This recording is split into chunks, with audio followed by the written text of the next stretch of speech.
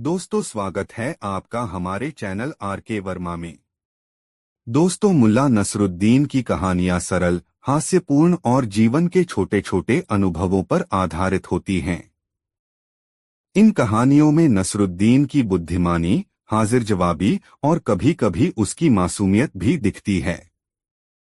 उनकी कहानियां आम जीवन की सच्चाइयों और लोगों के व्यवहार पर व्यंग्य करती हैं, जिससे सुनने या पढ़ने वाले को हंसी के साथ साथ सोचने पर भी मजबूर कर देती हैं। दोस्तों, मुल्ला नसीरुद्दीन को अपनी दिलचस्प हरकतों से अच्छी ख्याति मिल गई थी और असल में उसकी मशहूरियत की असली वजह उसके काम करने के अटपटे अंदाज के प्रति गहरी रुचि ही थी, वरना मुल्ला नसीरुद्दीन था तो एक अदना इंसान ही। कोई कहता मुल्ला नसीरुद्दीन रोशन दिमाग शख्स है, तो कोई मानता कि मुल्ला नसीरुद्दीन के काम करने का अंदाज अनोखा है। कुछ लोग मुल्ला नसीरुद्दीन के लंबे, बूटेदार चोगे, नोकदार टोपी और नक्काशीदार जूती में उसके मशहूर होने का रहस्य तलाशते और इस तरह किसी न किसी बहाने मुल्ला नसीरुद्दीन चर्चा में रहता। सचमुच इस मशहूरियत में सबसे दिलचस्प बात यह थी कि मुल्ला नसीरुद्दीन को पता ही नहीं था कि वह मशहूर है। वह तो अपने काम में ही मशगूल रहता और मेहनत मजदूरी कर अपना घर चलाता। मुल्ला नसीरुद्दीन को शहर के अमीर उमरों जान गए थे, इसलिए उसके पास काम की कमी नहीं रहती। वह ईमानदारी के साथ अपना काम करता। एक अच्छी बात मुल्ला नसीरुद्दीन में यह थी कि वह अपने खर्च की सीमाएं जानता था और कभी भी अपनी इच्छापूर्ति के लिए भावनाओं के अतिरेक में आकर कुव्वत से अधिक खर्च नहीं करता था। अपनी इच्छाओं को काबू में रखना मुल्ला नसीरुद्दीन खूब जानता था। कई बार उसकी पत्नी ने उसे उकसाया भी कि शहर के सभी नामचीन लोग तुम्हें जानते हैं, तुम उनसे सहायता लेकर अपना कोई रोजगार शुरू कर लो। इससे तुम्हारे पास भी दौलत हो जाएगी और हम लोग चैन की जिंदगी जी सकेंगे। अपनी पत्नी के ऐसे उकसावे पर मुल्ला नसीरुद्दीन हंस देता और प्यार से उसके बाल सहलाता हुआ कहता, बेगम, जब मुझे कोई नामचीन आदमी चैन में दिख जाएगा तब मैं उसके सामने सहयोग का मुद्दा रखूंगा। अभी तो जितने भी ऐसे लोगों को मैं जानता हूँ जिन्हें दुनिया नामचीन और दौलतमंद कहती है, उन्हें मैंने दिन रात बेचैन ही देखा है। ये ऐसे लोग हैं जो धन के पीछे इस कदर भागते हैं कि इन्हें दीन और दुनिया की फिक्र ही नहीं रहती। ऐसे ही दिन गुजर रहे थे। शहर में जब भी किसी बड़े आदमी के घर कोई जश्न या जलसा होता या महफिल जमती तो वहां से मुल्ला नसीरुद्दीन के लिए बुलावा अवश्य आता। एक दिन मुल्ला नसीरुद्दीन के नाम बादशाह के दरबार से बुलावा आया कि दरबार में दूसरे दिन शास्त्रीय संगीत का एक शानदार कार्यक्रम है, उसमें मुल्ला नसीरुद्दीन अवश्य आए। बादशाह का पैगाम मुल्ला नसीरुद्दीन की बेगम के हाथों में पड़ गया। वह उस आमंत्रण पत्रा को अपनी किस्मत का ताला खोलने वाली चाबी समझ बैठी और मन ही मन सोचने लगी कि जब वह मुल्ला नसीरुद्दीन को यह पैगाम देगी तो कुछ ऐसा जरूर कहेगी कि मुल्ला इस संगीत के कार्यक्रम में अवश्य जाए। उस दिन उसे मुल्ला नसीरुद्दीन पर बहुत प्यार आ रहा था। वह सोच रही थी कि जिस पति को वह अब तक नाकाबिल इंसान समझ रही थी उसकी इतनी कद्र है कि बादशाह भी उसे अपने पास बुलाता है। उसकी जिस सादगी, निश्चलता और कपटहीन प्रवृत्ति के कारण वह उसे निखट्टू समझती रही है, उसे अपने इन्हीं गुणों की बदौलत बादशाह की नज़र में एक उम्दा इंसान बनने में मदद मिली है। जब मुल्ला नसीरुद्दीन लौटा तब उसकी बेगम ने उसे बादशाह का पैगाम दिया और उसे प्रेरित किया कि वह बादशाह के पास अवश्य जाए और संगीत के इस आयोजन का लुत्फ उठाए। दूसरे दिन जब मुल्ला नसीरुद्दीन बादशाह के दरबार में आयोजित सांगीतिक कार्यक्रम में भाग लेने जाने के लिए सज-धज कर तैयार हुआ तब उसकी बेगम ने बहुत प्यार से कहा, संगीत के कार्यक्रम में बादशाह के इर्द गिर्द बैठे लोगों को भी देखना, समझना और यह जानने की कोशिश करना कि ऐसी क्या बातें हैं जिन्हें बादशाह पसंद करते हैं। क्या पता उस तरह की बातें थोड़े से अभ्यास के बाद तुम में भी पैदा हो जाएं और तुम्हें भी बादशाह की पसंद के लोगों में शुमार किया जाने लगे। इससे हमारी शानो शौकत बढ़ेगी। तुम एक काबिल इंसान हो मगर अब तक तुम्हारी काबिलियत का लाभ परिवार को नहीं मिल पाया है। क्या पता इस बार खुदा तुम्हें बादशाह की नजरों में बस जाने का ही मौका दे दे। बेगम की इन प्यार भरी बातों का मुल्ला पर सीधा असर हुआ। वह अपनी नोकदार टोपी ठीक करते हुए बोला, हाँ बेगम, तुम ठीक कहती हो। इस बार मैं गौर करूंगा कि किन बातों से बादशाह अधिक प्रभावित होता है। इतना कहकर वह बादशाह के दरबार की ओर चल पड़ा। जिस समय मुल्ला नसीरुद्दीन दरबार में पहुंचा, उस समय कार्यक्रम आरंभ नहीं हुआ था। मुल्ला को दरबार में प्रवेश के समय सलाम करने वालों की कमी नहीं थी। मुल्ला नसीरुद्दीन को ले जाकर आगे के तख्त पर बैठाया गया। मुल्ला के तख्त के पास ही बादशाह के बैठने की जगह बनी हुई थी। बादशाह के तख्त के ठीक सामने वह मंच बना था जहां संगीत का कार्यक्रम होना था। थोड़ी देर में ही दरबार खचाखच भर गया और मंच पर कलाकार भी आ गए और अपने साजो सामान के साथ साजिंदे भी। सबसे अंत में बादशाह आए और अपने लिए निर्धारित स्थान पर बैठ गए। कार्यक्रम प्रारंभ हुआ। एक गायक ने तान छेड़ी। उसके पार्श्व में सारंगी, तबला और तानपूरा लेकर बैठे कलाकारों की उंगलियां थिरकने लगीं। संगीत की स्वर लहरियों में दरबार में बैठे लोग डूबने उतराने लगे। मुल्ला नसीरुद्दीन ने इससे पहले कभी शास्त्रीय संगीत नहीं सुना था, जिसके कारण मंच से आ रही की ध्वनि में उसकी कोई रुचि नहीं थी। उसे तो यही लग रहा था कि गायक एक ही पंक्ति को तोड़ता मरोड़ता हुआ कई भिन्न तरीकों से गा रहा है। आ आ करके। मुल्ला की रुचि बादशाह को देखने में अधिक थी। बादशाह आंखें बंद किए झूम रहा था। उसकी गर्दन गायकी के साथ साथ ऊपर नीचे, दाएं बाएं झटके ले रही थी। मुल्ला ने समझ लिया कि बादशाह संगीत की लय में डूब गया है और संगीत की मस्ती में ही खोया हुआ है। गायक इस राज्य का मशहूर शास्त्रीय संगीत गायक था और उसकी गायकी बादशाह को मस्त कर चुकी था। देखना था कि महफिल में बादशाह किस तरह के लोगों की बातों से प्रभावित होता है। वह जब से बादशाह पर गौर कर रहा था तब से ही उसे इस बात का इल्म था कि बादशाह की लोगों में कोई रुचि नहीं है। वह आंखें बंद किए गायकी के साथ साथ गर्दन हिला रहा है। तबले की तरंग से उसकी उंगलियां भी थिरक थिरक उठती हैं। सोचते सोचते मुल्ला ने निष्कर्ष निकाला कि बादशाह को प्रभावित करना है तो शास्त्रीय संगीत गाना सीखना होगा। शास्त्रीय संगीत का दौर समाप्त हुआ।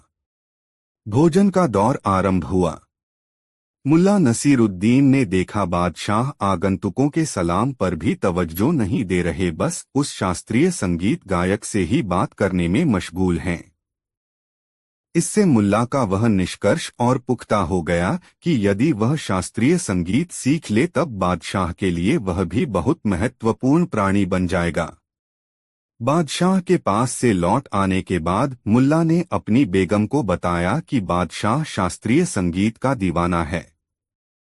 यदि संगीत चल रहा हो तो उसे दुनिया की कोई परवाह नहीं रहती।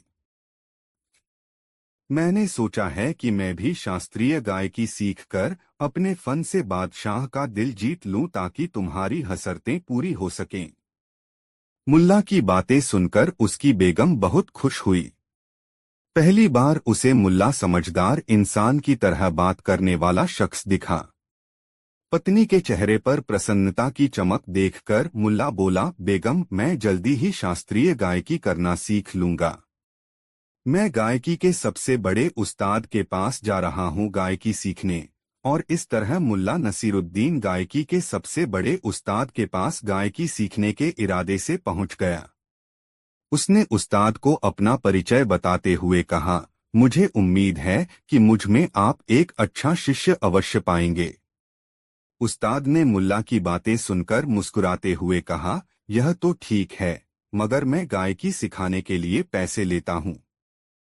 कितना पैसा? उलझन में पड़ते हुए मुल्ला नसीरुद्दीन ने रुआसे स्वर में पूछा।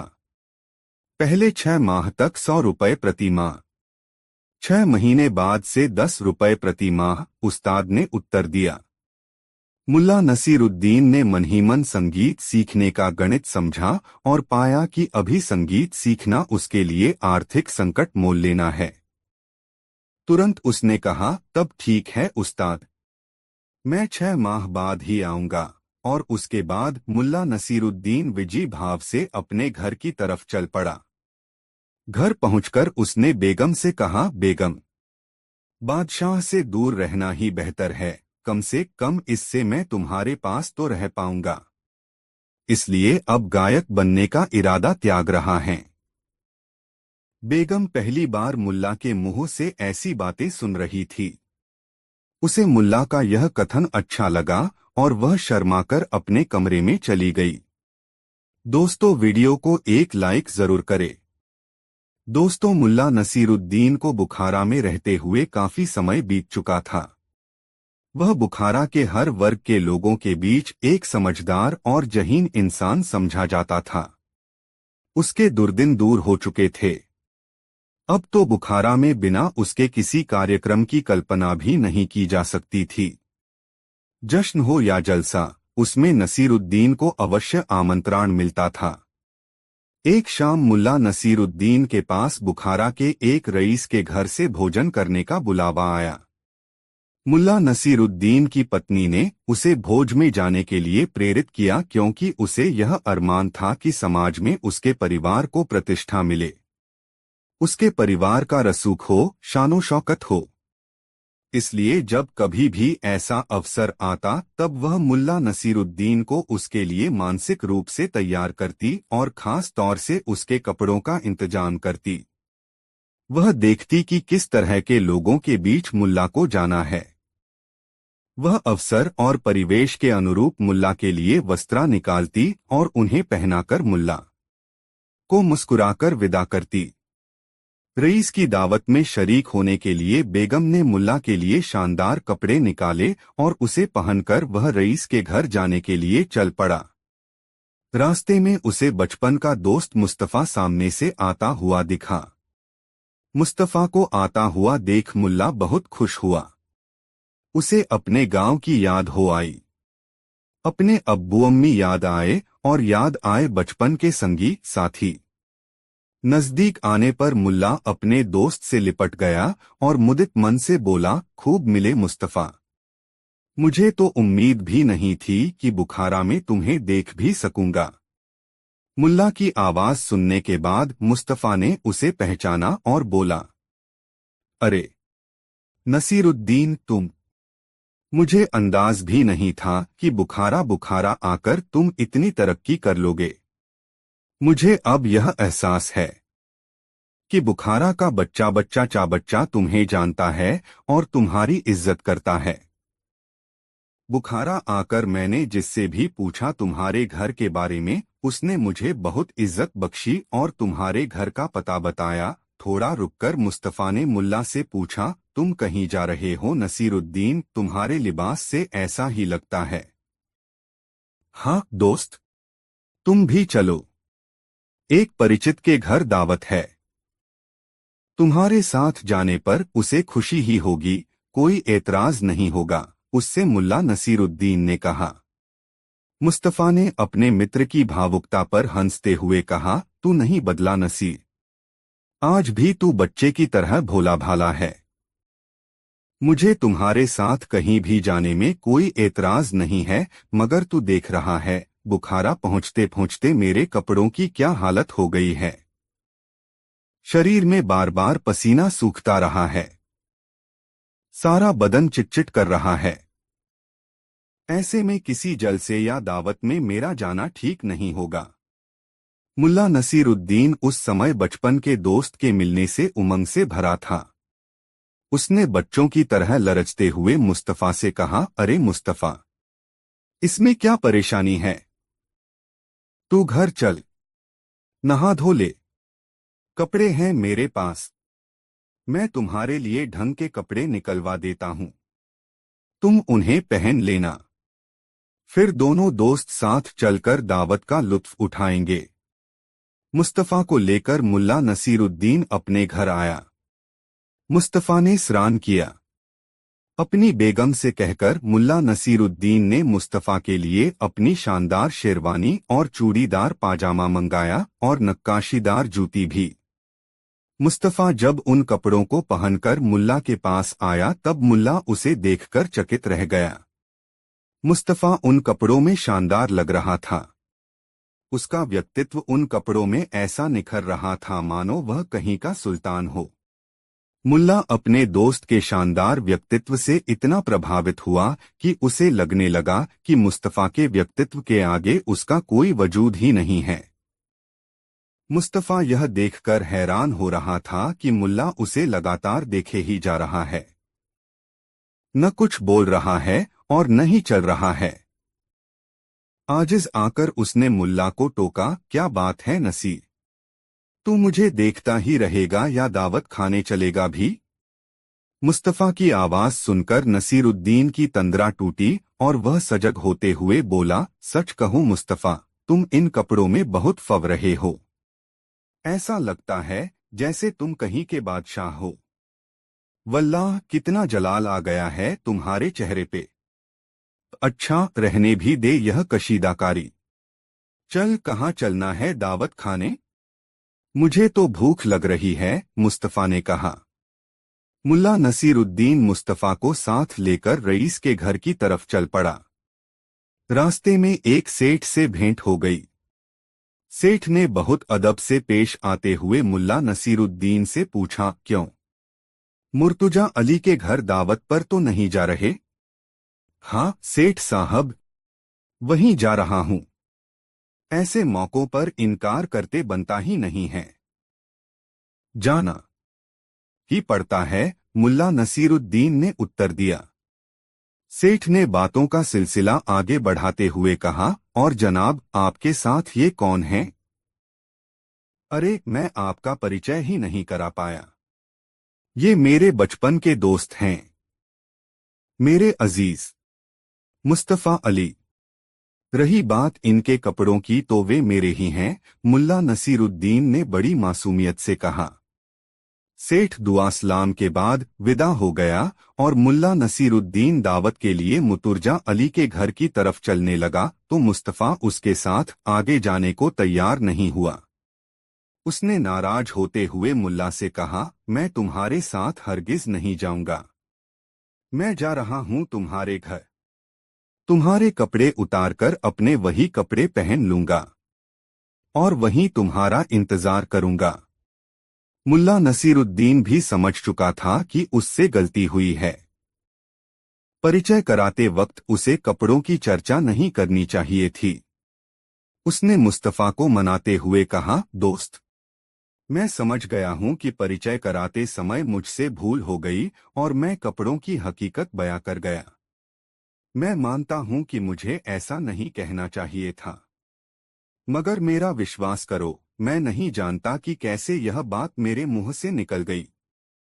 मैं तुम्हें विश्वास दिलाता हूं कि अब ऐसी गलती नहीं होगी। अपनी नाराजगी थूक दो और मुझे माफ कर दो। मुस्तफा ने मुल्ला की बात पर यकीन कर लिया। वे लोग फिर दावत खाने के लिए निकल पड़े। कुछ रास्ता तय हुआ कि रास्ते में एक साहूकार ने मुल्ला नसीरुद्दीन को टोका, अस्सलाम वालेकुम मुल्ला नसीरुद्दीन साहब, अरसे बाद जनाब को देख रहा हूं, कहिए सब खैरियत तो है न? वालेकुम अस्सलाम इदरीस मियां, सब खैरियत है। इनसे मिलिए, ये मेरे बचपन के दोस्त, मेरे अजीज मुस्तफा, पहली बार बुखारा आए हैं मुझसे मिलने। रही बात कपड़ों की तो वे उनके ही हैं। मुस्तफा भीतर ही भीतर खौल उठा, यह भी कोई परिचय कराने का तरीका है। मुल्ला ने तो कहा था कि वह कपड़ों के बारे में कोई जिक्र नहीं करेगा, फिर यह कहने की जरूरत क्या थी कि कपड़े उनके ही हैं। अब तो मैं इसके साथ कहीं जाने वाला नहीं। कुछ भी कहता रहे। अब मैं इसके घर जाकर इसके कपड़े उतार दूंगा। बड़ा आया कपड़ा दिखाने वाला। इदरीस मियां के जाते ही मुस्तफा ने अपने तेवर दिखाए, मगर मुल्ला नसीरुद्दीन उसके आगे भीगी बिल्ली बन गया और अपनी गुस्ताखी के लिए मुस्तफा से बार बार माफी मांगने लगा। अंततः मुस्तफा उसके साथ आगे जाने के लिए राजी हो गया। थोड़ी ही देर में मुल्ला नसीरुद्दीन अपने दोस्त मुस्तफा के साथ रईस मुतुर्जा अली के दौलत खाने पर पहुंचा। वहां उन दोनों का गर्मजोशी से स्वागत हुआ। मुतुर्जा अली के घर पर दावत में जितने भी मेहमान आए थे वे सबके सब बुखारा के नामी गिरामी लोग थे। मुस्तफा को यह देखकर आश्चर्य हुआ कि अधिकांश लोग उसके दोस्त मुल्ला नसीरुद्दीन को जानते भी हैं और उसकी कदर भी करते हैं, क्योंकि जो भी मुतुर्जा अली के घर पर मुल्ला नसीरुद्दीन से मिला वही उसके साथ अदब से पेश आया। आगे भीगी बिल्ली बन गया और अपनी गुस्ताखी के लिए मुस्तफा से बार बार माफी मांगने लगा। अंततः मुस्तफा उसके साथ आगे जाने के लिए राजी हो गया। थोड़ी ही देर में मुल्ला नसीरुद्दीन अपने दोस्त मुस्तफा के साथ रईस मुर्जा अली के दौलत खाने पर पहुंचा। वहां उन दोनों का गर्मजोशी से स्वागत हुआ। मुतुर्जा अली के घर पर दावत में जितने भी मेहमान आए थे वे सबके सब बुखारा के नामी गिरामी लोग थे। मुस्तफा को यह देखकर आश्चर्य हुआ कि अधिकांश लोग उसके दोस्त मुल्ला नसीरुद्दीन को जानते भी हैं और उसकी कदर भी करते हैं, क्योंकि जो भी मुतुर्जा अली के घर पर मुल्ला नसीरुद्दीन से मिला वही उसके साथ अदब से पेश आया। भोजन कर चुकने के बाद जब मुल्ला नसीरुद्दीन वापसी की सोच रहा था तभी उसे ख्याल आया कि मुतुर्जा अली से अपने मित्र को मिलाया ही नहीं। वह मुस्तफा को लेकर मुतुर्जा अली के पास गया और मुस्तफा से उसका परिचय कराते हुए बोला, मुतुर्जा साहब, ये मेरे बचपन के दोस्त हैं मुस्तफा, मेरे अजीज। रही बात कपड़ों की तो मैं उसके बारे में कुछ नहीं बोलूंगा। मुस्तफा ने जब यह सुना तो मन महसूस कर रह गया। वह उस पल को कोस रहा था जब उसने मुल्ला नसीरुद्दीन के कपड़े पहनने का निर्णय लिया था। मुतुर्जा अली के घर से निकलते समय मुल्ला नसीरुद्दीन ने मासूमियत के साथ मुस्तफा से पूछा, क्यों इस बार परिचय कराने में मुझसे कोई भूल तो नहीं हो गई? मुस्तफा समझ नहीं पाया कि वह मुल्ला नसीरुद्दीन से कहे तो कहे क्या। दोस्तों, यह मजेदार कहानी आपको कैसी लगी कमेंट में जरूर बताएं और वीडियो को एक लाइक जरूर कर दे। 3 मुल्ला नसीरुद्दीन शाहतबियत इंसान था। उसकी शाहखर्ची और अलमस्ती देखकर लोग अपनी हैरत कुछ इस कदर बयां करते, गजब है यह मुल्ला नसीरुद्दीन भी। जेब में भले ही चिल्लर भी न हो मगर खर्च करने से बाज नहीं आता। इसे तो बादशाहत नसीब होनी चाहिए थी। मुल्ला नसीरुद्दीन अपनी जीवन शैली के कारण हर दिल अजीज बन गया था। उसकी फितरत थी लोगों के काम आना। अपनी जिंदगी में उसने यह देखा था कि दौलत कहीं भी ठहरती नहीं है और जिनके पास ठहरती है उसके बारे में आम तौर पर कंजूस, मक्खीचूस, दगाबाज, दौलत का यार, मतलबी, कपटी जैसे विशेषण उछलते हैं। इसलिए मुल्ला नसीरुद्दीन एक हाथ से दौलत कमाता तो दूसरे हाथ से खर्च भी कर देता। उसकी इस आदत से उसकी पत्नी दुखी रहती, मगर मुल्ला नसीरुद्दीन उसे यह समझाता रहता कि दौलत सहेजने में जीवन का आनंद नहीं है। जीवन का आनंद तो इस बात में छुपा है कि आपको चाहने वाले कितने हैं। आपकी पुकार सुनकर कितने लोग आपके पास आते हैं और आपके दुख सुख में हाथ बंटाते हैं। किंतु फाकाक्षी का दौर देख चुकी मुल्ला नसीरुद्दीन की पत्री उसकी इस समझ पर एतराज जताती और कहती, इंसान को अपनी गृहस्थी के बारे में भी सोचना चाहिए। आज ही नहीं, आने वाले कल के लिए भी उसे सतर्क रहना चाहिए। ऐसा न हो कि आज की मस्ती में आने वाले कल की चिंता ही न की जाए और खुदा न करे कि जब कल बुरा वक्त आए तो हाथ में एक ढेला भी नहीं हो। अर्थात दौलत के मुद्दे पर मुल्ला और मुल्ला की पत्नी के बीच मतभेद था। उनके बीच जीवन जीने के तरीके के बारे में बहस का दौर चल ही रहा था कि अचानक मुल्ला नसीरुद्दीन की आय का साधन जाता रहा और मुल्ला नसीरुद्दीन के सामने गंभीर आर्थिक संकट उपस्थित हो गया। हालात ऐसे बिगड़े कि मुल्ला नसीरुद्दीन को मेहनत मजदूरी करके अपनी और अपनी पत्नी की उदरपूर्ति का साधन जुटाना पड़ा। मुल्ला नसीरुद्दीन इस फाकाक्षी के दौर में भी अपनी शाहखर्ची पर काबू नहीं रख पाया। जो भी कमाता उसे खर्च करने में उसे कोई संकोच नहीं होता। उसकी पत्नी कल की चिंता में दुबली होने लगी। एक दिन मुल्ला नसीरुद्दीन को जंगल में पेड़ काटने का काम मिला। एक पेड़ काटने के एवज में उसे 1 सेर चावल व 2 पैसे नकद मेहनताना मिलना तय हुआ, बशर्ते कि वह पेड़ की डालियों को काटकर तने से अलग कर दे। भले ही इस काम में उसे 1 दिन लगे या 10 दिन। मुल्ला नसीरुद्दीन ने उत्साह के साथ कुल्हाड़ी उठाई और चल दिया जंगल की ओर, जैसे वह कोई जंग जीतने जा रहा हो। जंगल पहुंचकर मुल्ला ने ऐसा पेड़ तलाशा जिसका तना सीधा हो और डालियां भी सीधी हों। संयोग ही था कि उसे सीधे तने और सीधी डालियों वाला एक पेड़ जल्दी ही मिल गया। दिन ढलने से पहले ही मुल्ला ने पेड़ काटकर गिरा दिया और उसकी डालियां काटकर सीधा तना अलग कर दिया।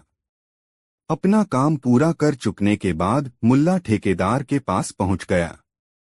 उसे दिन ढलने से पहले आया देखकर ठेकेदार ने उससे पूछा, अरे नसीरुद्दीन, तुम इस वक्त यहाँ? हाँ, अपनी मजदूरी लेने आया हूँ, मुल्ला नसीरुद्दीन ने अपनी दाढ़ी सहलाते हुए ठेकेदार से कहा। तो क्या तुम पेड़ काट कर आ रहे हो? अविश्वास भरे शब्दों में ठेकेदार ने पूछा। हाँ, मुल्ला नसीरुद्दीन ने विश्वास भरी नजरों से ठेकेदार को देखते हुए कहा। जैसे कहा था वैसे ही कटा? ठेकेदार ने मुल्ला नसीरुद्दीन से पूछा। हाँ, मुल्ला नसीरुद्दीन ने फिर हामी भरी। मगर ठेकेदार को मुल्ला नसीरुद्दीन की बातों पर यकीन नहीं हुआ। उसने कहा, अच्छा चलो मुझे दिखाओ, तुमने कैसे पेड़ काटा है और डालियां कैसे सजाई हैं। मुल्ला नसीरुद्दीन को भला क्या एतराज होता। उसने ठेकेदार के साथ जंगल का रुख कर लिया। ठेकेदार जब जंगल पहुंचा तो कटा हुआ पेड़ देखकर बहुत खुश हुआ। मुल्ला नसीरुद्दीन ने ठीक वैसे ही पेड़ काटा था जैसा वह चाहता था। खुश होकर ठेकेदार ने मुल्ला को 2 की जगह 4 पैसे दिए और 1 की जगह 2 सेर चावल। मुल्ला के लिए यह बहुत था। घर में पत्नी के सिवा और कोई सगा संबंधी तो था नहीं, इसलिए मुल्ला ने सोचा इतना चावल दोनों पति पत्नी के लिए कुछ दिनों की जरूरतें पूरी कर देगा। घर पहुंचकर मुल्ला ने पत्नी को चावल का थैला थमाते हुए कहा, आज पुलाव बना लो, मैं घी और गोश्त लेकर आता हूँ। मजदूरी में 4 पैसे भी मिले हैं, मैं 2 पैसे लेकर जाता हूँ और ये 2 पैसे तुम रख लो। जब कोई जरूरत हो खर्च कर लेना। मैं समझता हूँ कि 1 पैसे का घी और 1 पैसे का गोश्त काफी होगा। मैं अपने दोस्तों को भी बुला लूंगा। बहुत दिन हुए किसी को हमने खिलाया नहीं। इतना कहकर मुल्ला नसीरुद्दीन ने अपनी पत्नी को 2 पैसे दे दिए और खुद झोला लेकर सामान खरीदने निकल गया। गोश्त और घी लेकर मुल्ला जल्दी ही घर लौट आया और पत्नी से कहा, तुम पुलाव पकाओ, मैं अपने दोस्तों को बुलाने जा रहा हूँ। मुल्ला के जाने के बाद उसकी पत्नी ने सोचा कि इस आदमी का दिमाग नहीं बदला। इतनी बुरी हालत में भी फिजूल खर्ची की आदत नहीं गई। आखिर क्या जरूरत आ गई दोस्तों को दावत देने की? अच्छा, आने दो दोस्तों को, खिलाती हूँ पुलाव। उसने गोश्त और घी छुपाकर रख दिया और खुद रसोई में बैठकर रोने लगी। जब मुल्ला नसीरुद्दीन अपने 4 दोस्तों के साथ अपने घर लौटा तब पत्नी को विलाप करते पाया। मुल्ला चकित होकर अपनी पत्नी को देखते हुए सोचने लगा, अरे क्या हुआ इसे? अभी तो भली चंगी थी, अब ऐसे रो रही है कि मानो दुखों का पहाड़ टूट पड़ा हो इस पर। ऐसा सोचते हुए मुल्ला नसीरुद्दीन ने उससे पूछा, अरे क्या हुआ तुम्हें? इस तरह बिल्ख बिल्ख कर क्यों रो रही हो?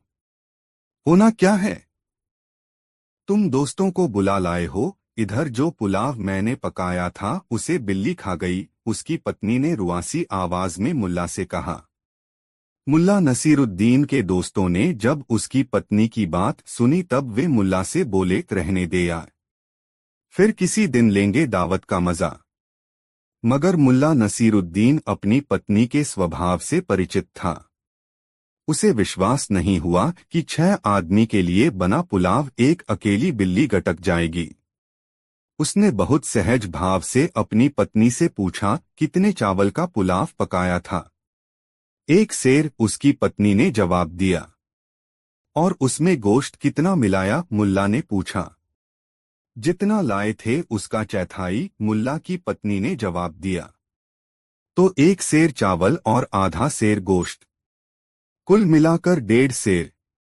और चावल में पानी भी जज्ब हुआ होगा। मुल्ला ने बदबुदाते हुए पत्नी से पूछा, तो लगभग 2 सेर पुलाव बिल्ली खा गई। और बिना उसके उत्तर की प्रतीक्षा किए वह दूसरे कमरे की ओर बढ़ गया। कमरे में उसकी पालतू बिल्ली थी, न छोटी और न बड़ी, मझोले कद की। उसने बिल्ली को गोद में उठा लिया और पत्नी के पास आया तथा पूछा, इसी बिल्ली ने पुलाव खा लिया न? बिल्ली को देखकर मुल्ला नसीरुद्दीन की पत्री सहम गई और उसने गर्दन हिलाकर हामी भर दी। दरअसल मुल्ला नसीरुद्दीन ने भांप लिया था कि उसकी पत्नी झूठ बोल रही है, मगर वह उसे सबूत के साथ यह बतलाना चाह रहा था कि वह झूठ बोल रही है। पत्री के हामी भरते ही मुल्ला नसीरुद्दीन ने रसोई में रखा तराजू उठाकर बिल्ली को तौला। संयोग यह हुआ कि बिल्ली पूरे 2 सेर की निकली, न कम और न ज्यादा। मुल्ला ने अपनी पत्नी से कहा, देखो पूरे 2 मेर है। अगर यह बिल्ली है तो बताओ कि पुलाव कहाँ है, और अगर यह पुलाव है तो बताओ कि बिल्ली कहाँ गई। मुल्ला के सवाल से उसकी पत्री घबरा गई। उसने सच कबूल कर लिया कि उसने अभी तक पुलाव पकाया ही नहीं। मुल्ला ने बिना बिगड़े बहुत शालीनता के साथ अपनी पत्नी से कहा, बेगम, अब पुलाव बना ही दो ताकि मेरे दोस्त यहाँ से तुम्हारे हाथ के बने पुलाव का जायका याद करते हुए जाएं। इसके बाद मुल्ला नसीरुद्दीन की पत्नी ने पुलाव पकाया। मुल्ला नसीरुद्दीन ने अपने दोस्तों के साथ पुलाव का मजा लिया। जब उसके दोस्त जाने लगे तब मुल्ला नसीरुद्दीन ने कहा, दोस्तों, यदि बिल्ली ने पुलाव नहीं खाया होता तो इस पुलाव का वह मजा ही नहीं मिलता जो हमें मिला। मैं तो इस पुलाव का जायका भूलने वाला नहीं। मुल्ला नसीरुद्दीन की बात सुनकर उसके दोस्त हंस पड़े और हंसते हुए विदा हुए। दोस्तों के जाने के बाद मुल्ला नसीरुद्दीन ने अपनी पत्नी को बहुत प्यार से समझाया, बेगम, किसी को खिलाने से कुछ कमता नहीं, लोगों की दुआ मिलती है। किसी को खिलाकर जो सुख मिलता है उसका आनंद ही कुछ और है। मेरा तो मन पुलकित हो उठता है जब 2-4 लोग साथ खाने वाले मिल जाते हैं। उसकी बात सुनकर उसकी पत्नी अपने किए पर बहुत शर्मिंदा हुई और भविष्य में कभी भी ऐसा नहीं करने का वचन मुल्ला नसीरुद्दीन को दिया। वह अपनी पत्नी की बात सुनकर गुनगुनाने लगा, खाने वाले हम हैं, खिलाने वाला वो। दोस्तों, वीडियो को एक लाइक जरूर कर दे। दोस्तों, मुल्ला नसीरुद्दीन की अपने गांव में बड़ी ख्याति थी। उसे लोग विद्वान मानते थे। मुल्ला कितना पढ़ा लिखा था यह कोई नहीं जानता था, मगर उसकी हाजिर जवाबी के कायल थे उसके गांव के लोग।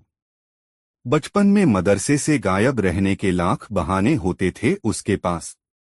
मदरसे के मौलवी के प्रश्नों का जिस कुशलता से उत्तर देकर वह कक्षा से गायब रहने का दंड भुगतने से बच जाता था, उसकी दूसरी मिसाल खोजने से भी नहीं मिलेगी। बस अपनी कुशाग्र बुद्धि और हाजिर जवाबी के कारण वह बचपन में ही होनहार मान लिया गया था और उसी के बूते जवानी में विद्वान कहा जाने लगा। मुल्ला नसीरुद्दीन पढ़ता लिखता न भी हो मगर पढ़ने लिखने वाला दिखता अवश्य था। उसकी नुकीली दाढ़ी और नोकदार टोपी उसके बुद्धिजीवी होने की गवाही देते थे। बचपन से ही वह बुद्धिबल के सहारे जीता रहा।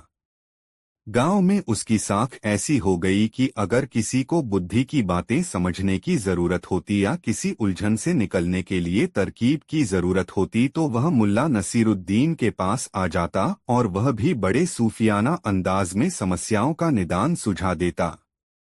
भोले भाले ग्रामीणों को इस बात से मतलब नहीं था कि कितना पढ़ा है। उन्हें जरूरत तो केवल इस बात की थी कि वक्त जरूरत उनकी समस्याओं का निदान बताता रहे। गांव में मुल्ला नसीरुद्दीन की बुद्धि और ज्ञान की प्रसिद्धि ऐसी थी कि अगर किसी से पूछा जाता कि इस गांव में सबसे विद्वान कौन, तो जवाब मिलता मुल्ला नसीरुद्दीन। और यदि यह पूछा जाता सबसे बुद्धिमान कौन, तब भी जवाब होता मुल्ला नसीरुद्दीन। एक दिन मुल्ला नसीरुद्दीन अपने दरवाजे पर बैठा कुछ पुश्तैनी दस्तावेज देख रहा था। तभी उसके पास गांव का एक बुजुर्ग आदमी आया। उस बुजुर्ग को आया देख मुल्ला नसीरुद्दीन ने उससे पूछा, क्यों सुभान दादा, कैसे आए? घर में तो सब ठीक ठाक है न? मेरी दादी जी कैसी हैं? हाँ बेटा, मैं ठीक हूँ। घर में अमन चैन है। तुम्हारी दादी जी भी ठीक हैं। मगर अब बूढ़ी हड्डियों का क्या कहना? अभी ठीक हैं। तो ठीक हैं, 2 पल के बाद क्या होगा कौन जाने, बुजुर्ग ने कहा। कहिए सुभान दादा, आपकी क्या खिदमत करूं? मुल्ला नसीरुद्दीन ने शालीनतापूर्वक सुभान दादा से पूछा। खिदमत क्या करोगे बेटा, बस एक खत मेरे कलीमुल्लाह के नाम लिख दो। वह आबुधाबी गया हुआ है कमाने। यहाँ घर की जरूरतें पूरी कर पाना उसके लिए मुश्किल हो रहा था। किसी तरह उसने आबुधाबी जाने का रास्ता तैयार किया और वहाँ काम करने चला गया। मजदूरी यहाँ भी करता था और वहाँ भी करता है। अंतर बस यह है कि अब उसे तनख्वाह अच्छी मिल जाती है। 1.5 साल हुए उसे वहाँ गए। तब से हर महीने उसका भेजा पैसा हमें मिल जाता है, मगर कुशलक्षेम नहीं मिलता। कभी वह हमें अपने बारे में 2 हर्फ नहीं लिखता। मन बेचैन हो जाता है। तू एक बढ़िया सा खत लिख दे। ऐसा खत जिसमें यहाँ का हाल समाचार तो लिख ही दे कि सब राजी खुशी है, और बाद में यह जरूर लिख देना कि उसके लिए हमारा दिल हमेशा बेचैन रहता है। एक बार आकर अपने अब्बू अम्मी से मिल जाओ। हम लोग तो पेड़ में लगे पके फल की तरह हैं, न जाने कब टपक जाएं। मुल्ला नसीरुद्दीन ने बुजुर्ग की बातें बहुत मुतमईन होकर सुनी। जब बुजुर्ग का बोलना रुका तब वह बहुत शांत स्वर में बोला, दादा, तुम्हारे लिए चिट्ठी तो मैं लिख दूंगा, मगर फायदा क्या? मुझे आबूधाबी तो अभी जाना ही नहीं है। हाँ बेटा, मैं जानता हूँ कि तुम्हें आबूधाबी नहीं जाना है। मैं तो चाहता हूँ कि तुम चिट्ठी लिख दो। ऐसी चिट्ठी जिसमें बूढ़े माँ बाप की अपने बेटे से मिलने की आरजू हो, जिसे पढ़ते ही मेरा बेटा हमसे मिलने के लिए तड़प उठे। रही बात खत भेजने की, तो मेरे पड़ोसी जुम्नू का बेटा भी आबूधाबी जा रहा है। वहां एक कारखाने में उसे कपड़ा काटने का काम मिल गया है। मैं उसी के हाथ से खत भिजवा दूंगा, बुजुर्ग ने कहा। मुल्ला नसीरुद्दीन ने बुजुर्ग की बातें सुनने के बाद फिर कहा, लेकिन सुभान दा, खत पढ़ने के लिए तो मुझे वहां जाना ही पड़ेगा। यदि खत मैंने लिखा तो दूसरा पढ़ेगा कौन? अरे बेटा, मेरा कलीमुल्लाह खुद पढ़ा लिखा और बेहद समझदार नौजवान है। तुम बस खत लिख दो, मैं जुम्नू के बेटे के हाथ से वह खत भेज दूंगा। वह खुद पढ़ लेगा तुम्हारा लिखा खत। सुभान दादा ने मुल्ला नसीरुद्दीन की चिरौरी सी करते हुए कहा।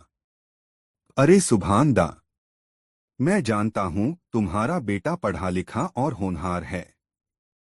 मुझे उसके पढ़े लिखे होने पर जरा भी संदेह नहीं है। मजबूरी यह है कि मेरा लिखा कुछ ऐसा होता है कि दूसरे उसे पढ़ ही नहीं सकते। अपना लिखा केवल खुद मैं पढ़ सकता हूँ। इसीलिए तुम्हें बता रहा हूँ कि यदि मैंने खत लिखा तो उसे पढ़ने के लिए मुझे ही अबू धाबी जाना पड़ेगा। इसके अलावा कोई चारा नहीं है। और फिलहाल मुझे अबू धाबी जाने की कोई जरूरत नहीं है, मुल्ला नसीरुद्दीन ने सुभान दादा से कहा और फिर गंभीरता से अपने पुश्तैनी दस्तावेज देखने लगा। वह बुजुर्ग कुछ देर तक मुल्ला नसीरुद्दीन के पास खड़ा रहा, फिर बुदबुदाता हुआ वहां से चल दिया कि ऐसी लिखावट का फायदा ही क्या जिसे दूसरा पढ़ ही नहीं सके। दोस्तों, मुल्ला नसरुद्दीन की यह कहानी आपको कैसी लगी कमेंट में जरूर बताएं। दोस्तों, खुले मैदान में अमीर ने अपनी अदालत लगाई। सुबह होते ही ऐलान करवा दिया गया कि आज मुल्ला नसरुद्दीन को पनाह देने वालों को कठोर दंड दिया जाएगा। हजारों नागरिक वहां एकत्रित हो गए थे। जब अमीर और बाकी ओहदेदारों ने अपने अपने आसन संभाल लिए तो कैदियों को पेश किया गया। उन्हें देखकर प्रधानमंत्री बख्तियार बोला, इन लोगों में नयाज कुम्हार, अली चायवाला और यूसुफ लोहार आदि को कानून का दोषी पाया गया है। इन लोगों का दोष यह है कि इन्होंने अमन में खलल डालने वाले, फूट डालने वाले, शरारत पसंद काफिर इंसान मुल्ला नसरुद्दीन को पनाह देकर गुनाह किया है। अब अमीर का हुक्म है कि बहुत दिनों तक मुल्ला नसरुद्दीन को अपने घर में पनाह देने वाले नयाज कुम्हार को सबसे पहले मौत की सजा दी जाए।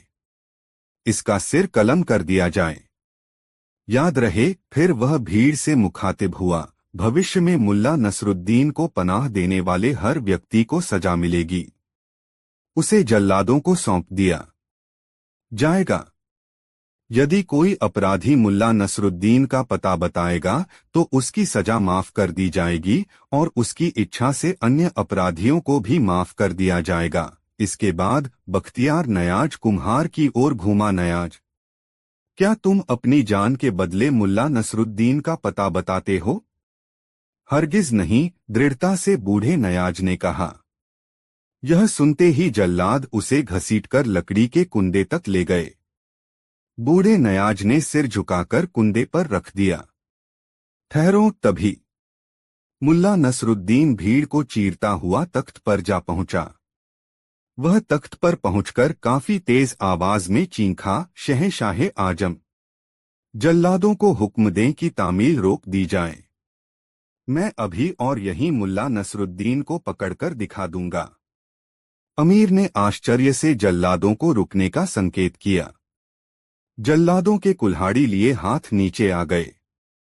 मुल्ला नसरुद्दीन पुनः बुलंद आवाज में बोला, अमीरे आजम, क्या इन नाचीज पनाह देने वालों को सजा देनी उचित होगी? वह भी उस हालत में कि पनाह देने वालों का सरदार बच जाए। क्या उस शख्स को छोड़ दिया जाए जिसके यहाँ मुल्ला नसरुद्दीन रहता, खाता व इनाम पाता रहा है, जिस शख्स ने उसकी पूरी देखरेख और हिफाजत की? कौन है वह नामाकूल? एकाएक ही अमीर गुस्से से दहाड़े, ऐसे शख्स का सिर तो सबसे पहले कलम किया जाना चाहिए, लेकिन वह है कौन? उसे फौरन हमारे सामने पेश किया जाए। पहले हुजूर वादा करें कि यदि हुजूर उसे सजा न दे पाए तो इन छोटे गुनहगारों को माफ कर देंगे। हाँ, हम वादा करते हैं कि यदि उसे सजा न दे पाए तो इन सबको माफ कर दिया जाएगा। अब मुल्ला नसरुद्दीन तेजी से भीड़ की तरफ घुमा। सुना आप लोगों ने, अमीर का कॉल है कि यदि उसे सजा न दे पाए तो इन सबको माफ कर देंगे। अब उसे हाजिर करो। अमीर दहाड़े, हम उस काफिर की सूरत देखना चाहते हैं। हुजूर, मुल्ला नसरुद्दीन अपने असली रूप में आ गया। मैं हूँ मुल्ला नसरुद्दीन और आप हैं मुझे पनाह देने वाले सबसे बड़े गुनहगार। मैंने आपके साथ इतना समय गुजारा, खाया पिया व इनाम भी पाया। क्या आप मुझे पहचान पाए? यह सुनते ही अमीर पर जैसे घड़ों पानी पड़ गया। वह सकते की हालत में बैठे रह गए। सिपाहियों ने लपककर मुल्ला नसरुद्दीन को पकड़ लिया। मुल्ला नसरुद्दीन ने इसका कोई विरोध नहीं किया, बल्कि भीड़ से मुखातिब होकर बोला, अमीर ने वादा किया है कि सजाए मौत के लिए चुने गए लोगों को माफ कर दिया जाएगा। ये आवाम के लिए इशारा था कि अब वे इन बेगुनाह लोगों को छुड़वा लें। आंख पलक झपकते ही अफरातफरी मच गई। भीड़ सुरक्षा घेरे को तोड़कर तख्त की ओर बढ़ती हुई चिल्लाई कि कैदियों को रिहा करो, रिहा करो। अमीर और बख्तियार में कुछ कानाफूसी हुई, फिर अमीर के इशारे पर कैदियों को रिहा कर दिया गया। मुल्ला नसरुद्दीन को पकड़कर सिपाही एक ओर ले जाने लगे तो लोगों के गले रुंध गए और भर्राई हुई आवाज में बोले, अलविदा, अलविदा मुल्ला नसरुद्दीन, मौत की विशेष सजा। दोस्तों, यह कहानी आपको कैसी लगी कमेंट में जरूर। ऐसी और नई मजेदार सुनने के लिए हमारे चैनल आरके वर्मा को सब्सक्राइब जरूर करें और यह वीडियो अपने मित्रों को जरूर शेयर करें। वीडियो देखने के लिए धन्यवाद।